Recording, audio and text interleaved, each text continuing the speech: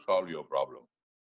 You want the direction also, you want the bearing also, along with the distance. Only then it solves the problem.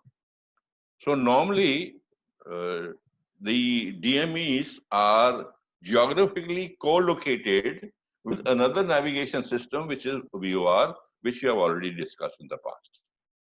The VOR will give you the bearing, and the DME will give you the distance.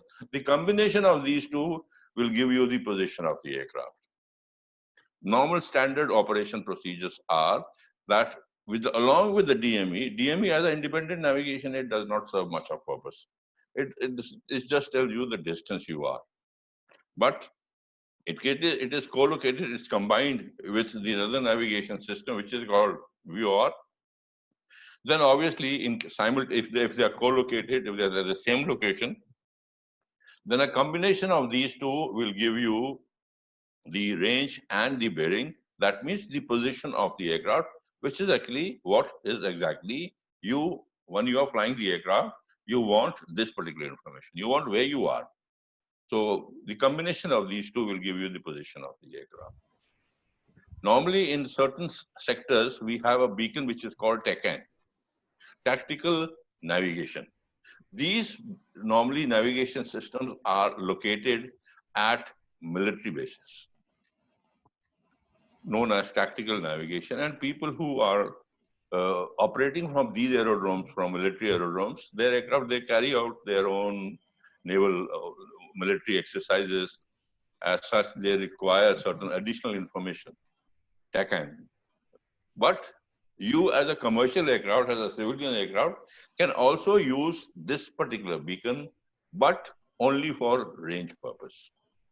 The complete navigation, the complete tactical navigation system, you cannot possibly provide you info. The system does not provide you the information.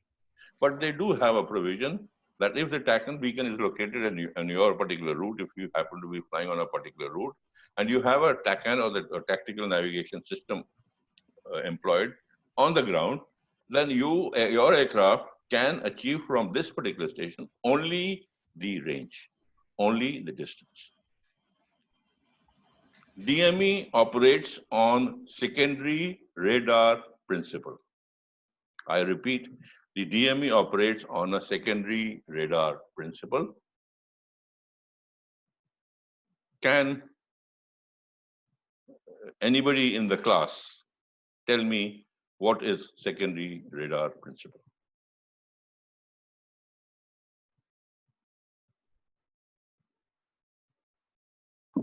It transmit and receive a different frequency. Exactly. That is the main difference between the primary and the secondary radar, that it operates on two different frequencies. So this particular DME operates on two different frequencies. One is for the transmission, the other is for the reception, which we will of course discuss slightly later today. So secondary radar principle, it transmits on two different frequencies, right? Can you scroll up a bit, please?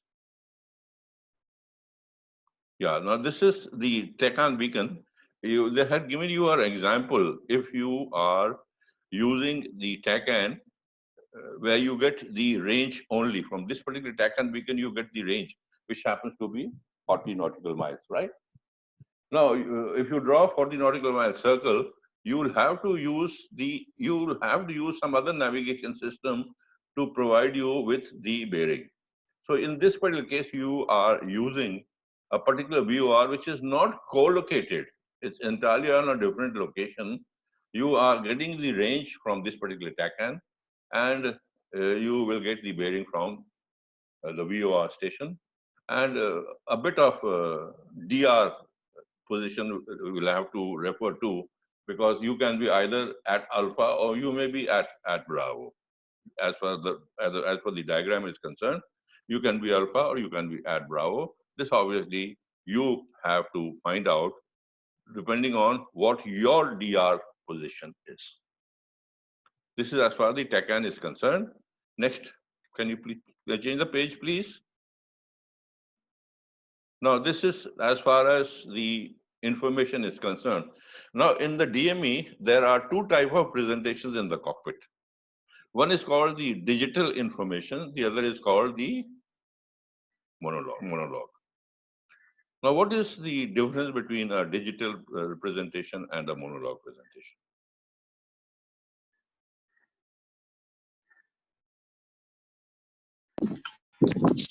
Monologue is having a needle. Yes. Yeah, one is just digits, numbers. Yeah, exactly. No, very obvious. Digital is in form of digits. Monologue, say in your own cars, you have a fuel gauge, which has got a sort of a needle which moves around a particular dial. That is a monologue. That gives you the approximation, whether your tanks are 3/4, half, or maybe full. But it does not specify the exact quantum of fuel present in your car.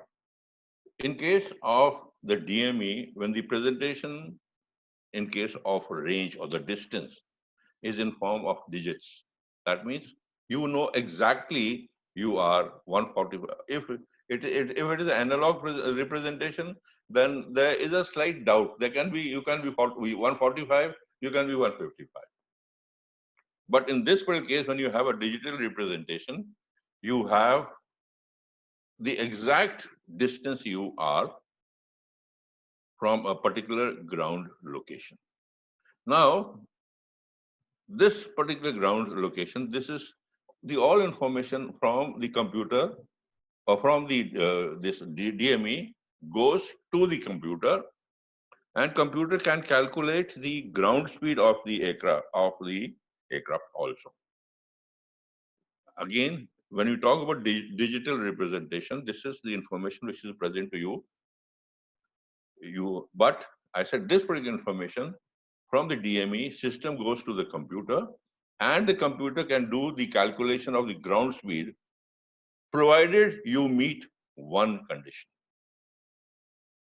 Provided the aircraft, the computer, the system, or the DME system can calculate the ground speed. If you can calculate the ground speed, obviously you can calculate the ETA also. Now, I want the class to identify what could be the possible reason, or what is the specific requirement for the computer to calculate the correct ground speed of the aircraft. I said there is a specific requirement to meet, only then the computer will be able to calculate the correct ground speed. Here I would like the class to try and identify what could be the logical reasoning. It's a very logical system. For the computer to calculate the ground speed,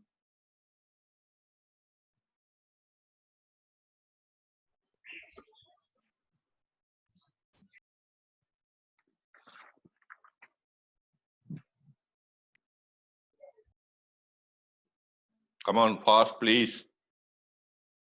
I want some response from the class. Say, okay, Zik. Yeah. Go ahead.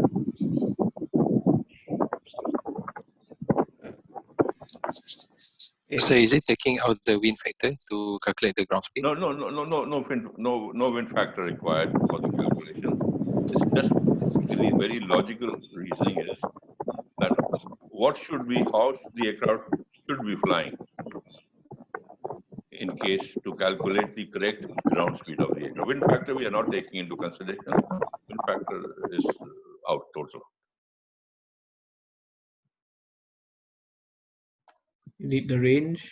No, the basic requirement is that the aircraft should be flying directly towards the beacon or directly away from the beacon. Only then you can calculate the correct, because you can find out the rate of change. If you're flying directly towards the beacon, you can find the change. Suppose at 10:25, the distance is 100 nautical miles, and 10:26, the distance is 95 nautical miles. If you're flying directly away, that means in 1 minute you are covering 5 nautical miles. So for the calculator, for the system to calculate the correct ground speed of the aircraft, the primary requirement is the aircraft should be flying directly towards the beacon or directly away from the beacon. Only then the correct ground speed can be calculated. If you are flying a beam, etc., then obviously the ground speed cannot possibly be calculated. So the calculation of the ground speed, basic requirement is that the aircraft should be flying. If you have the digital information, obviously the information will go to the computer. Computer will calculate the ground speed and give you the ETA also, depending on the distance left to go. Clear? Yes, sir. Okay, then that's all. Now this is as far as the representation in the cockpit is concerned. Then we come down to what we term as the principle. The principle of the system operates, as I said, it's based on the secondary radar principle, right? And on board the aircraft, in a secondary radar principle, you have something known as an interrogator and you have something known as a transponder. In this particular case, in case of DME and DME only, you have the interrogator installed in the aircraft. And you have the transponder on the ground.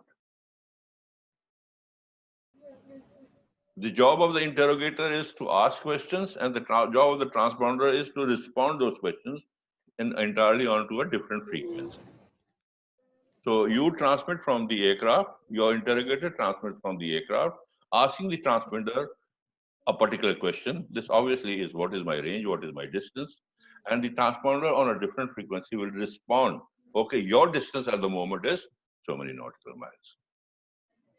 You transmit on what we term as twin pulses. You transmit, unlike the primary radar, it's mandatory to transmit only one pulse at a time. In case of a secondary radar principle, you can transmit any number of pulses. You in this particular case, in case of the DME in particular, you transmit two pulses at any given time. And these pulses are received, and then response comes from the transponder on the ground that, okay, this happens to be a distance. This is the principle of operation of the secondary radar principle, where integrator is in the aircraft, transponder on the ground. In the interrogator transmits twin pulses, and it triggers the transmitter of the transponder on the ground, and the transponder responses back entirely on a different frequency, giving you whatever question you have asked. This will respond to that particular question. Twin pulses, secondary radar principle. Interrogator in the aircraft, transponder on the ground. This is the basic principle of the system operations. Now, there's another aspect which is called the range search. You got a choice: 50 nautical miles, 100 nautical miles, 150 nautical miles, depending on the type of DME you are using, 200 nautical miles. This selection range depends on you. You sitting in the cockpit can select whatever range information whatever range you want. Right, depending on the in case you have a DME which has got 300 nautical mile maximum range, so you can select that particular range. You can depend on choice you have. You can select a particular range, but what happens is when you select a particular range, you can monitor, you can see the process which is called the range search. That means once you switch on the interrogator from the aircraft, the range search starts. And as soon as you get a position which is called the lock-on, that means the information, the transponder has responded to your question and your aircraft is receiving that information. This is called the lock-on. If the lock-on has taken place, automatically the range search will discontinue, and you will get the information which is displayed on your screen, giving you what is your range from a particular beacon. At times, the lock-on does not take place, and whatever range you have selected, for example, you have selected 150 nautical miles, the range will carry on moving up. Suppose it's a digital information, then the information will be starting from 000, will carry on to 150. No lock-on will take place, and the range search will come back to 0 again, and again the range search will start. As soon as the lock-on takes place, the range search discontinues, and thereafter the log information is presented to you in the cockpit. In this particular range search, we have something known as designated operational coverage, or which is called the DOC in short. Right? We have in the previous chapter when we spoke the NDB, we had something known as promulgated range. In this case, we have designated operational coverage. That means the information is along with the height. 25,000 feet, 250 nautical miles is the designated operational coverage. The whatever designated operational coverage is indicated to you in your pilot logbook, in the pilot guidebook. For a particular DME, each DME will have a DOC. DOC 250 nautical miles, 25,000 feet. That means you as a crew can use this particular DME only up to a distance of 250 nautical miles and should be below up to 25,000 feet. If you are out of this particular bracket, then you cannot use a particular DME. Designated operational coverage is the distance which is indicated to you that the particular DME can be used for a particular range only. Designated operational coverage. But the main difference here, please note everybody, the main difference when we talk about the designated operational coverage and we talk about the promulgated range, designated operational coverage is applicable 24 hours. Promulgated range was applicable only during the day. Night time, it was not considered valid. This designated operational coverage is valid 24 hours. Can you give me the reason why? Skywave? Exactly. It is because of the skyway interference in case, because when we talk about, we will be discussing the frequencies now, right? DME operates in the UHF frequency band. As such, no skywaves are generated in this particular frequency. As such, if there is no skywave interference, obviously the validity of the designated operational coverage happens to be 24 hours instead of promulgated range, which is valid only during the day. Night it is not valid because skywave generation starts at night in the low and medium frequencies. Here we are operating in the UHF band. As such, no interference with the skywaves anytime. As such, this so-called validity or designated operational coverage is 24 hours. Any questions, any doubts, any clarifications required? Sir, Yep. sorry, sir. Can go back to the principle of operation. Yep. Okay, so you say that it started from the airborne, try to interrogating the transponder Yes, sir. to get the information, right? That's correct. So the process then returned by the ground transponder, return back the back the signal back to the airborne. Yes. Oh, so only the airborne they interrogate. You once you switch on the interrogator, when you switch on your DME in the aircraft, your interrogator will start transmitting.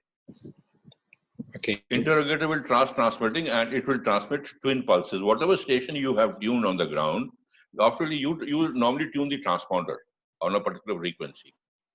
So this information is received by the transponder.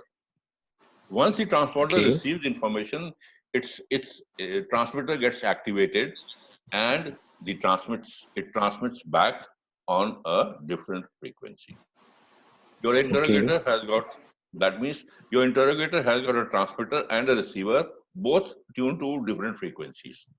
Initially you transmit, and thereafter you receive the information from the transponder. I see. Okay. Thank you, sir. Okay. Now this is the basic principle on which the system works. Anybody else? Any other question, please? in as far as the DME, whatever we have discussed so far. In case you have any questions, you are most welcome to raise that question now. Now let's go to the frequencies, please. Next chapter. Can you go slightly ahead? Yeah, this is the frequencies we operate on, right? It is the system operates on a UHF band starting from 962 to 1213 megahertz. I repeat, 962 to 1213 megahertz. And the difference between the transmission and reception is 63 megahertz. I said the secondary radar principle, you transmit on a frequency A and receive on frequency B.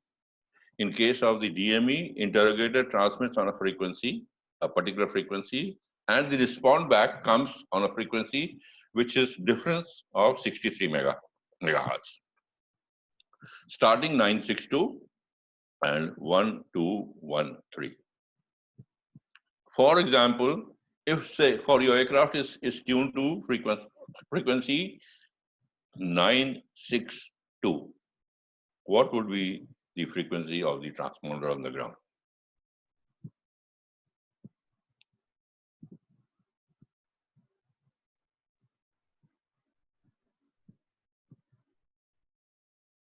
Um, 025. 120. That means you have to add 63 to 962. 1025. Just add from 962 63 megahertz. Yeah, And that will be 1025. exactly 1025 will be the frequency on which, as such, if you transmit on 963, add 63. If you are transmitting on 964, add 63. And these are various channels we have got. Channel starting from 1025 to 962. Channel 1, and then you have got 64 onwards. This channel keeps changing, but you don't have to bother about that. Only thing is what you should be aware that the frequency used is UHF band starting from 962, and the difference in the transmitter and the receiver is 63 megahertz apart. Thereafter, the channels are divided, and depending on that, you can carry on using the DME as a DME only.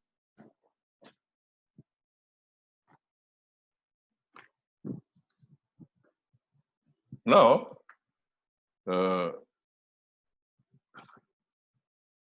as I said earlier on in the very beginning that this particular navigation system provides you with the range information, which is actually not the complete information what you desire.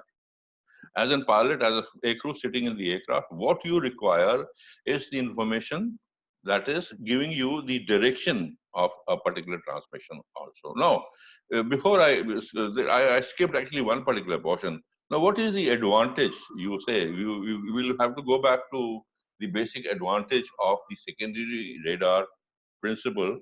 What is the reason why you are using two different frequencies to transmit and receive?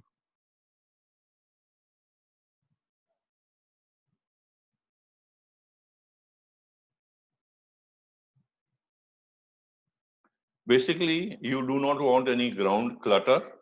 You don't want any transmission from the ground objects which are of no use to you. As such, if your receiver is tuned onto a frequency which is 63 megahertz apart from the transmission, your aircraft will not receive any reflections back on your transmission on the ground. As such, your screen will give you whatever the information you so desire. Unnecessary noise, unnecessary clutter, unnecessary static will not be there on your screen if you transmit on the frequency which is 63, whichever if the frequencies are different in the interrogator and the transmitter. So that's the reason why the DME is considered to be a very effective navigation system, because it operates on the secondary radar principle and you transmit twin pulses, two pulses at any given time. This is the reason why this so-called difference in the frequencies helps. I mentioned in the very beginning today that DME alone cannot provide you with the relevant information what is required.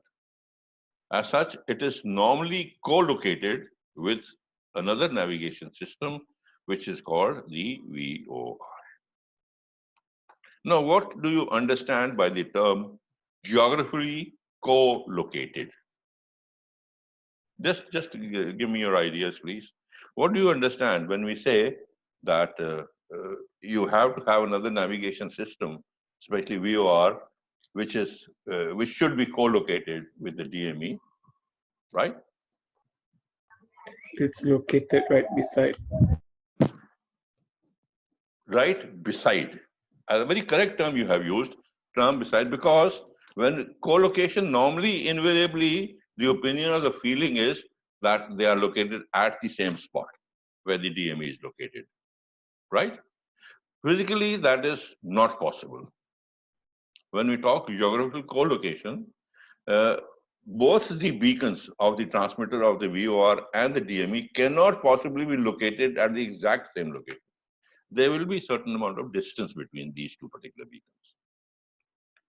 You, as an aircrew, can identify just by listening to the call signs what is the relationship on the ground. Please note this. You, as an aircrew, this is called frequency pairing. Whenever they are co-located, they are frequency paired. Whenever they are co-located, they are frequency paired. That means if they are frequency paired, what you are required to do is just tune the VOR allotted frequency and the DME system will automatically come on. This is called frequency pairing, VOR DME, if they are co-located, if they are at the same location, they are frequency paired, and if they are frequency paired, you are required to tune just the VOR and the DME system will automatically come on. Now I come to the second part, is the co-location. What do you mean by co-location? How far, what is the distance between these two particular beacons on the ground? And I said, you as a pilot, you as an aircrew sitting in the cockpit while flying the aircraft can find out what is the relationship between the two beacons in terms of the distance, in the term of where they are located on the ground. Confirm, okay? Okay. Right? Can you move slightly up, please? Okay, further down? Yeah. Yeah. Yeah, okay, no, that's all. No, that's all. Okay. Go slightly move up, please. Other way around. Yeah, that's all. Stop here, please. Yeah, that's all. Okay. Now, when we talk about frequency pairing, what is I said you can, sitting in the cockpit, you can identify what sort of relationship is there on the ground, right? Now, I said it's not possible to have both the systems located at the same spot. There will be certain amount of distance between both the beacons, right? Now, if there is a term which is used, which is called beacons are associated. If the beacons are associated, that means in the terminal area, the ground distance between both the beacons is less than 100 feet.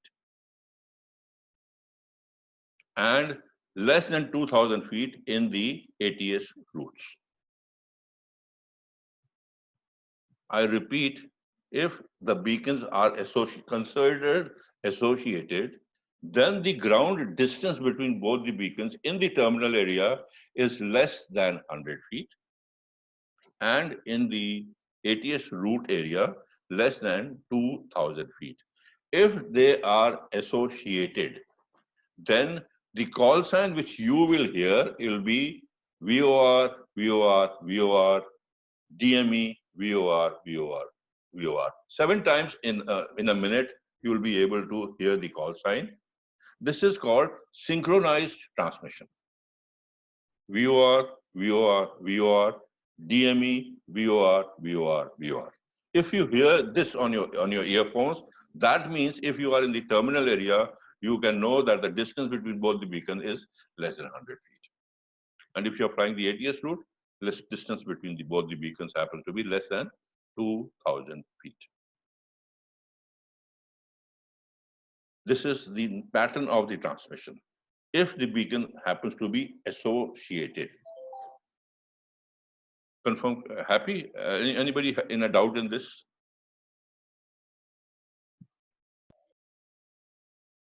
Okay. Now, next is if the beacons are not associated, right? And the distance between both the beacon is less than 6 nautical miles. More than 2,000 feet, but less than 6 nautical miles. They can be frequency paired. They can be frequency paired. And such, the last letter of the identification will be Zulu, Z. The last letter of the identification will be Z. And if the distance happens to be more than 6 nautical miles, they are to be treated as two different navigation systems altogether. You cannot frequency pair them. They are not frequency paired. As such, you have to use them separately as separate navigation systems. So there are three situations. One is beacon associated, distance between the beacon in the terminal area less than 100 feet. In the ATS route area less than 2,000 feet. They are considered to be associated as such frequency paired, and the type of transmission will be VOR, VOR, VOR. DME. Now DME will be at a higher tone compared to VORs. There can be a situation when the beacon cannot possibly be located within 100 feet. As such, that if the distance happens to be more, then, but it happens to be less than 6 nautical miles, they still can be frequency paired. But only thing is, on your earphones, the last letter of the identification will be Zulu. And if you hear last letter of the Zulu as such, you can say that the distance between the beacon on the ground is more than 1,100 feet, but less than 6 nautical miles. And as I said, if the distance happens to be more than 6 nautical miles between the beacons on the ground, then they cannot be frequency paired. As such, they are to be used as entirely different navigation systems. Anybody in doubt as far as this aspect is concerned?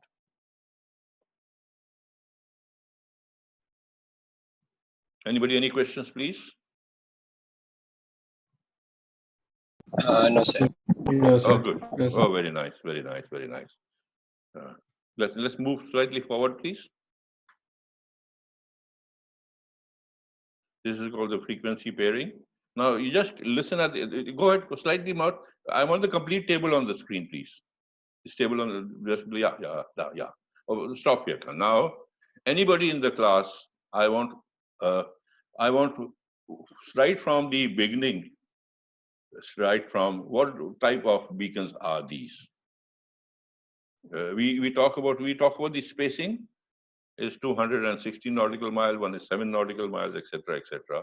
Now, what type of, what we discussed just now is identification, what sort of identification will be there? Can anybody in the class please give me the answers to this? I can't make out who was there.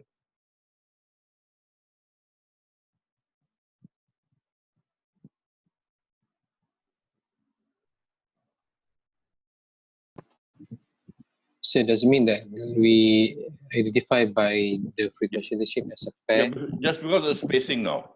If to say first in the first one, the station name is Berryhead, and the distance is 216 nautical miles. What does this mean? Entirely different location. Entirely different location. That means They are two different navigation systems. Okay. They cannot be frequency paired. What is the difference between 1 and 2? The spacing. The spacing. That means no difference at all. They are same. If the difference happens to be more than 6 nautical miles, they cannot possibly be frequency paired. As such, 216 and 7 nautical miles does not make a difference. It is still more than 6 nautical miles. So there are two different navigation systems. In case of number 3, which is 5.2, less than 6 nautical miles, if you see the call sign, Z is the last word. Right? Similarly, in case of number 2, well, let's say also this distance is though 1.74 nautical miles, but the last, that means distance more than 100 feet, but less than 6 nautical miles. Again, last word is the Zulu. And obviously, they are rest two are happen to be associated. Associated, as I said, VOR, VOR, VOR, DME, VOR, VOR. That's all. Only thing is, in case of the DME, which is in the center of the transmission, will be at a higher tone than the VORs. They are called associated, and if obviously the distance happens to be less than 6 nautical miles, and no, sorry, less than 100 feet and 2,000 feet. So actually, we identify the VRR and DME as this. Then the second ident column is it SKT BYS. Yeah. Come again. It means that we identify the VRR DME by using the second ident column, which is SKT BYS STZ. We have the Zulu word. That one is it? Yeah. This is the identification. This is how you identify. Now, this is the identification of in this particular case. For example, 1, right? You will hear BHD, BHD, BHD. Thereafter SKT, only once. 3 times you hear BHD. Third, once you hear SKT. Again BHD, BHD, BHD. VOR identification and DME identification. BHD and SKT. So the CH is channel available in that VOR. I beg your pardon? That CH with the X bracket column. What is that exactly? Which one? This one, CH. CH where CH is? CH with a big X column. Which column are you talking about? Number 3, number 4. Yeah, this is channel X, no?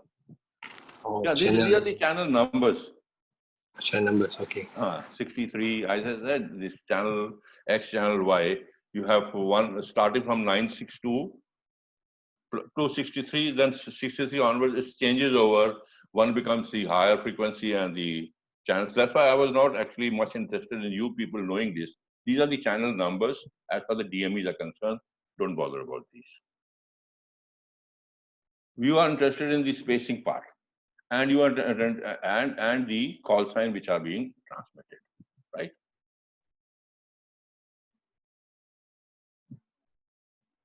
Questions, please. Doubts in case you have any. Important aspect as far as the VOR DME is concerned.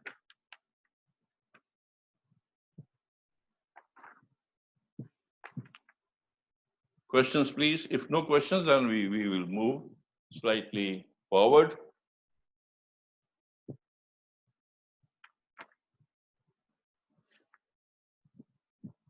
Okay? No questions? Yes, No, sir. sir. Okay. Then we talk about the so-called accuracy of the system accuracy, right? It's considered to be highly accurate navigation system. because of the frequency in use happens to be in the UHF band, right? Now, the accuracy of the DME, does not have any so-called night effect, etc., etc. Whatever problems you had in the NDB or the ADF are automatically removed. Only thing is the range happens to be limited because the frequency happens to be higher. As such, this navigation here, when you talk about the DME, the range will automatically reduce to a large extent because you are using the frequency which is called UHF, right? And the system error happens to be, if you see your accuracy, plus minus 0.25 nautical miles. This is the system error, and 1.25 of the range indicated. This is the accuracy of the system. One is system error, one is the range error, right? Combination, you combine both and you have the so-called accuracy of the system. It says plus minus 0.25 nautical miles and plus minus 1.25 of the range indicated. For example, your aircraft is 300 nautical miles, right? What would be the maximum inaccuracy of the system and the range? Your example is you are 300 nautical miles from the beacon.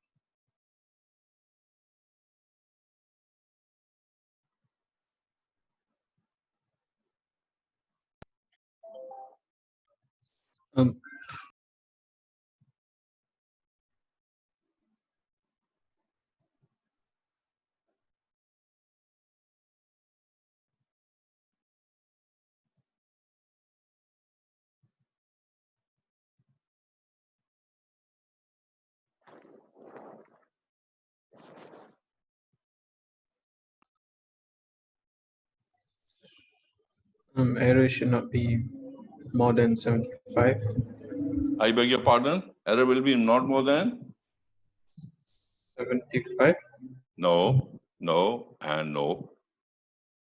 I said 0.25 is the system error and plus minus 1.25 is the range percentage, right? So what could be the maximum inaccuracy of the system if the range indicated is 300 nautical miles?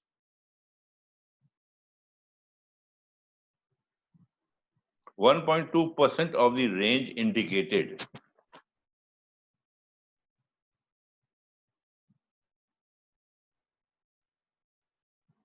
Not more than 3.75.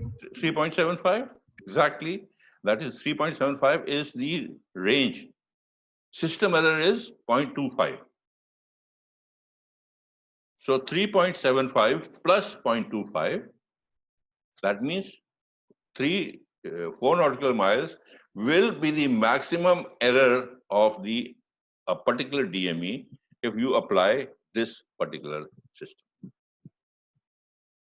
I repeat, 0.25 nautical miles and plus minus 0.125 of the range indicated.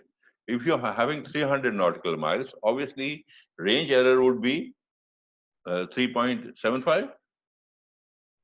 1.25% of the range indicated. If you have 300, that means 3.75 plus Yeah. plus minus 25 is the system error itself. To add these two, this will become 4 nautical miles. So error could be either minus or plus. That means 4 nautical miles more, 304 or minus or maybe 296. This is the accuracy of the system. Questions, doubts in this?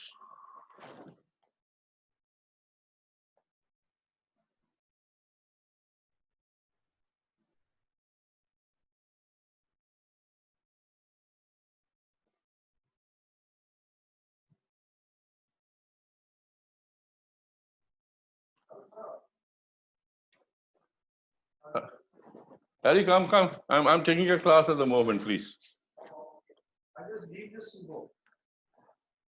Sweetie has come? Sweetie. Sweetie, घर में है अभी. We just want to go and pick up some stuff.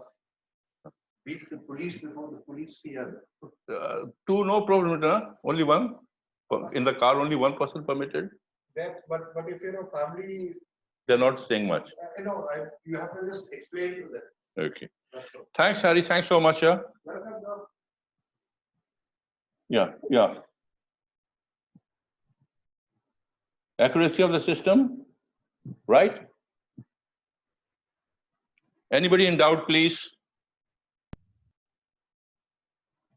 Now, No, sir. No, sir.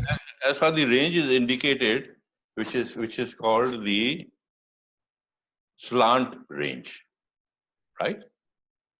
It will be different than the so-called considered the ground range. You are interested in actually what is your distance on the ground, right? But as far as the system is concerned, as far as the DME is concerned, what is being indicated is the slant range. That means if you are flying at say 40,000 feet, the range indicated will be the slant in nature.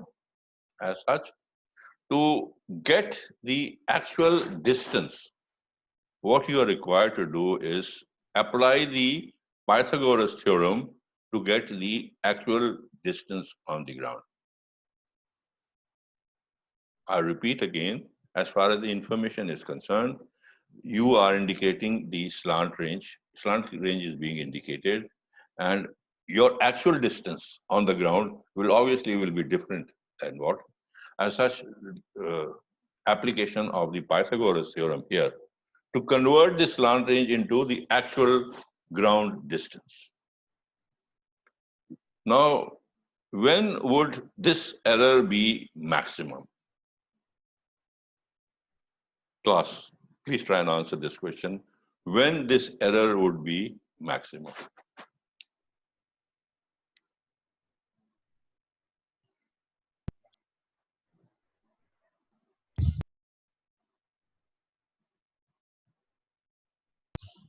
When aircraft is directly over the DME.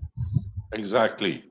That means you keep coming, as you keep coming closer, this particular error will keep increasing and will be maximum when the aircraft is overhead a particular beacon.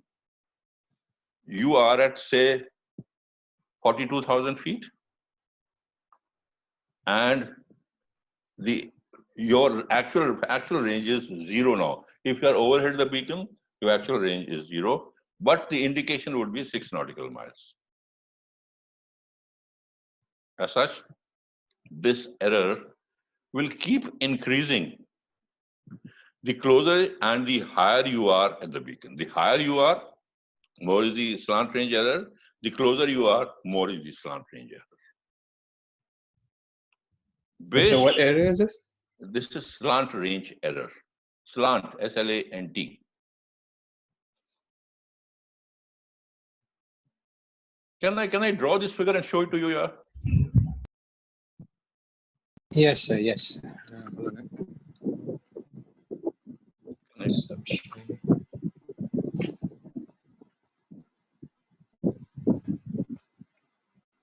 How can I draw this figure and show it to you?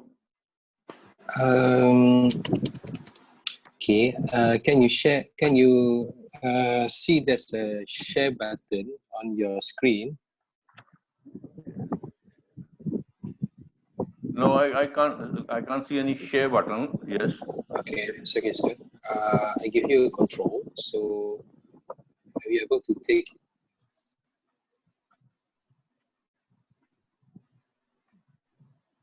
Can I draw on the screen? Yes, sir, you can draw on the screen.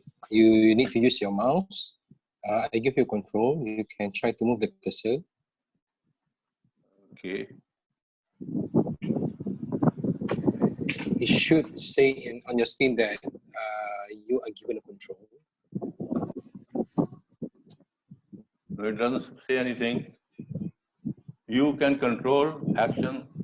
Yeah. Correct, sir. Yeah. So can you try to move your mouse? Yeah, on that, Yes, yes. it becomes a cross when it goes on your screen.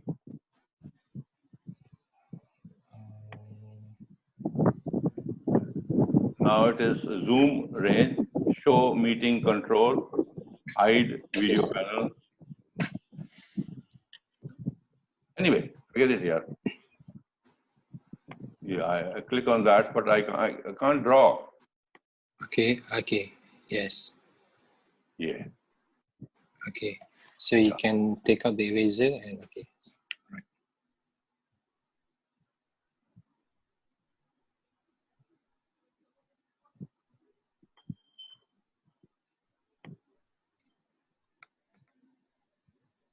Okay. Now this Okay. is actually we are talking about this particular range is indicated as this one, right? Okay, And this is okay. the actual distance here. And this is the Okay. height. Now this happens to be 0 when you are overhead the beacon. When the aircraft is here, you are overhead the beacon. Mm. Ground distance happens to be 0, but the indicated depending on height you are at. This also range will Okay. be more. This is the hypotenuse of the right angle triangle. As such, this distance will be more compared to this particular distance. So to get this particular distance, you have to apply the Pythagoras theorem to get the ground distance. You are supposed to get this particular range.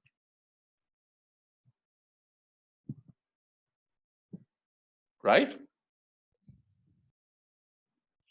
Sir. Is anybody mixed up here? I said this particular range will be maximum when the aircraft happens to be overhead, right? This slant range error will be maximum once the aircraft happens to be overhead. That means if you are calculating the ground speed of the aircraft with the help of the computer, this ground speed calculation will be in error if you are very close to the beacon. Because your as it is the slant range error will be more. The closer you are to the beacon, the slant range error will be more, and the slant error range will be maximum when the aircraft happens to be overhead.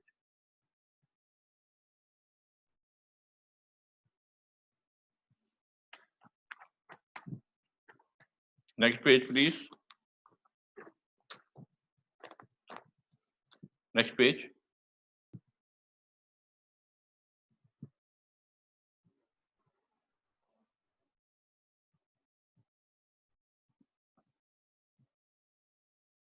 Notice the question answers.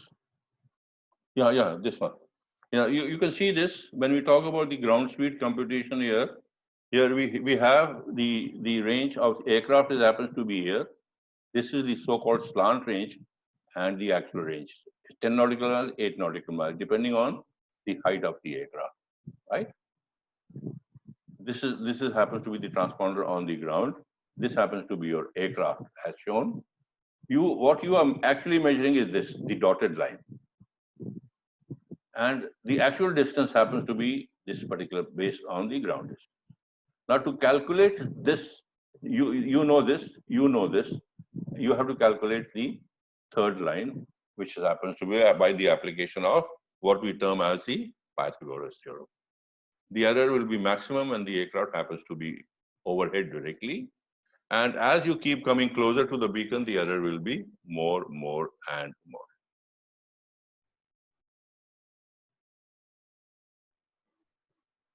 Okay? Okay, Got sir. it, sir. Anything more? Any questions, any doubts, any clarifications required on that?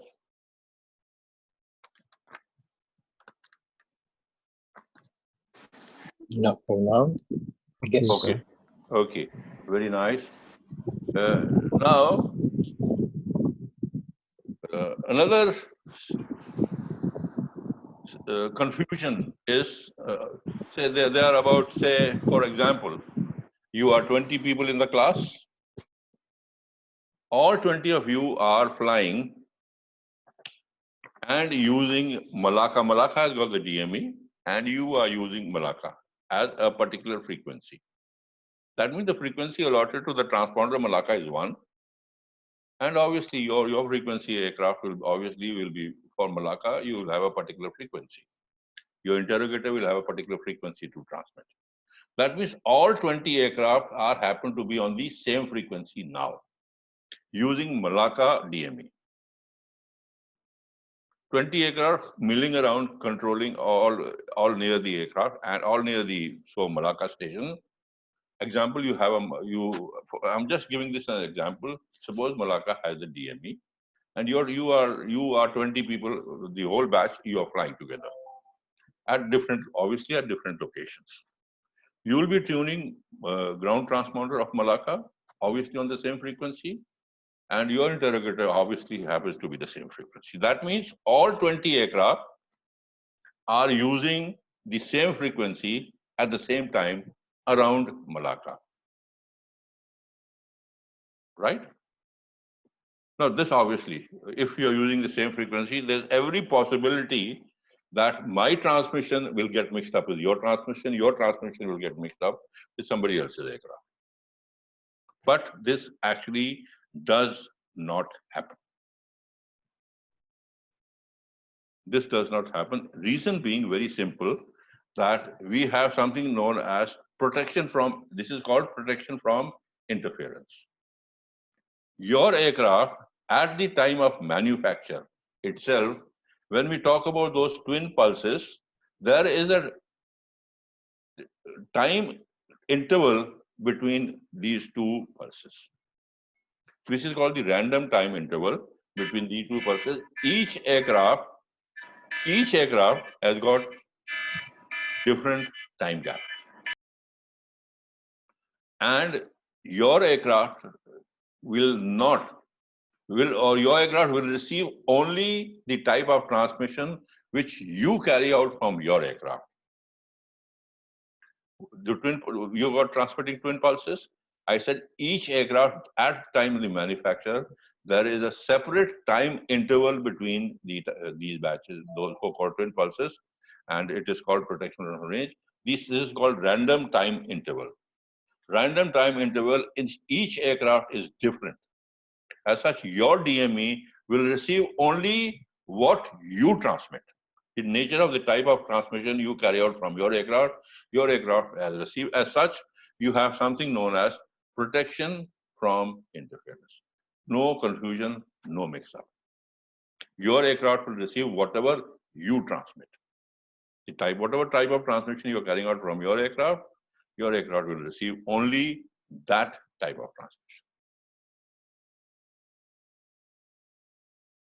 Sure? Anybody in confusion? Anybody? This is called protection from interference. Each aircraft has got its individual time interval between the two pulses what you transmit. And this is seen at the time of interval when you are manufacturing, you're installing the DME in your aircraft. It is seen that your aircraft will have the random time interval which is different from other aircraft. And your aircraft will receive only what you transmit. That's all. Okay, sir. Any questions? Any doubts? If nothing, otherwise we will. I think it's closed down now. I'll come back on the whenever you have the next class. I'll cover the question answers also in the next class. Okay, sir. Thank you. Anything? Any questions? Any doubts? Any clarifications required? Number one, you have to give me the timing on Monday, please. Monday onwards or next week, or whatever you people plan. Yes, sir. I'll send another schedule for next week, sir. Okay. Send me the schedule for the next week, and I'm available anytime. So don't bother about the timing. As far as I'm concerned, you give me any time, I'll do it. Okay, sir. Thank you, sir. So I have no issues as far as the timings are concerned. You give me any time, but I would only prefer 1 hour 30 minutes for the class instead of 1 hour. Okay, sir. So that I can finish a particular chapter in the whatever allotted time you have.